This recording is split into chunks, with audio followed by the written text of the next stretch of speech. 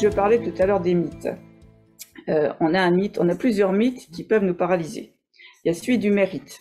On a ce qu'on mérite. En clair, on oublie cette idée de corrélation entre l'origine socio-économique et le destin scolaire. Et comme le disait Marie Durubella, c'est quand même extraordinaire. Chez nous, finalement, la répartition entre les filières, c'est vraiment complètement corrélé à l'origine socio-économique. Donc, les élèves de mieux favorisés seraient plus méritants que les autres. Donc, on voit bien que ça fonctionne pas. Mais n'empêche que cette idée du mérite, on en a besoin parce qu'elle nous rassure. Et puis, on a l'idée, alors moi j'appelle ça dans mon livre le métier charmant, par métaphore avec analogie avec le prince charmant. On se dit qu'on va trouver le métier qui est idéal pour cet enfant, pour nous, et donc on va passer beaucoup de tests, on va avoir des coachs, on va faire beaucoup de démarches et on va trouver le métier qu'on va garder tout au long de sa vie et qui va nous rendre heureux. Et on voit bien que ça peut aussi empêcher d'explorer. Parce que si on s'accroche à cette idée-là, d'abord on risque de se tromper. C'est terrible si on se trompe de métier idéal, si on se trompe de métier charmant, on va être très malheureux.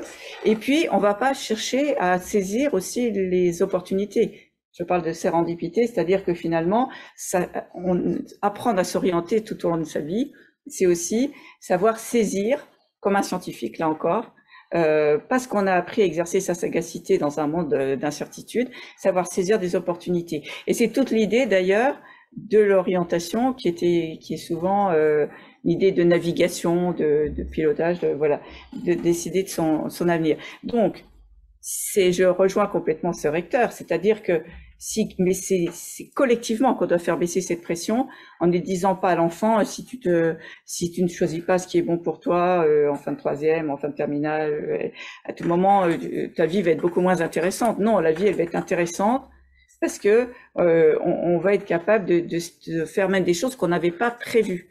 Et je vois plutôt, je parlais tout à l'heure d'ouverture des possibles, de pas décider à la place d'eux.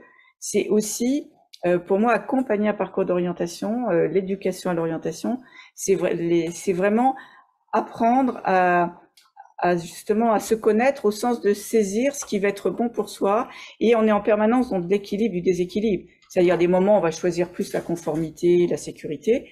Et puis à d'autres moments, on va accepter d'être un peu en déséquilibre, prendre du risque, être un peu dans la transgression par rapport aux métiers qui sont conformes à son genre, à son origine socio-économique, etc.